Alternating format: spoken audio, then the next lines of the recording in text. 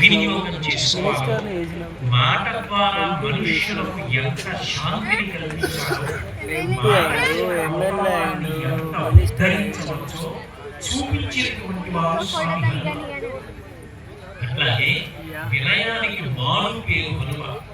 ఆయన కన్నా గొప్పవాడు ఈ లోకంలో ఇంకెవరు ఉంటాడు.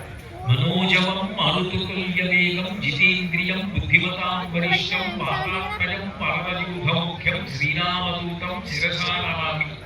ఆయన మనందరికీ కేవలం మనసుకి మాత్రమే వేగం ఉంటుంది. ఇక్కడ కూర్చొని తెలుసుకుంటే కాశీ వెళ్ళిపోతుంది, తిరుపతి వెళ్ళిపోతుంది. కానీ హనుమకి శరీరం కూడా అంత వేగంతో వెళ్తుంది.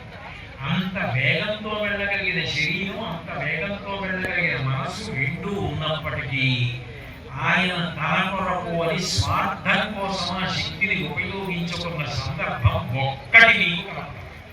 ఈ శక్తిని ఆయన వాడినది దేని కొరకు అంటే కేవలం లోకమును అనుగ్రహించడం కొరకు మాత్రమే ఆయన ఈ శక్తిని ఉపయోగించాడు తప్ప తన కొరకు కానీ స్వార్థం కొరకు కానీ ఎన్నడూ ఉపయోగించుకోలేదు.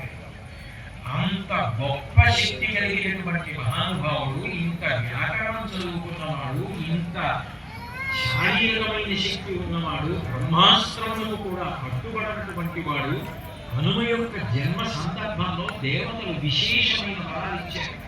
బ్రహ్మాలను లేచి బ్రహ్మాస్త్రములకు పట్టుబడవాలి, యమధర్మరాజు లేచి నా ఆశముల చేత కట్టుబడవు, నీకు వసలితం రాదు, రోగం రాదు, బడలికం రాదు అని వరాలిచ్చాడు. వీటి అనుకున్నాడు, దాన్ని అనుకున్నాడే మైకులు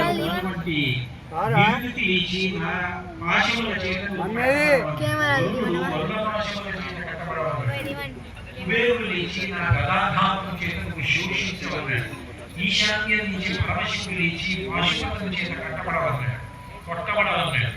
నీకు మృత్యువు లేదన్నాడు, చిరంజీవి అన్నాడు. ఇన్ని వరాలు పుట్టుకతో పసిపిల్లాడుగా వచ్చేసి ఇన్ని వరాలు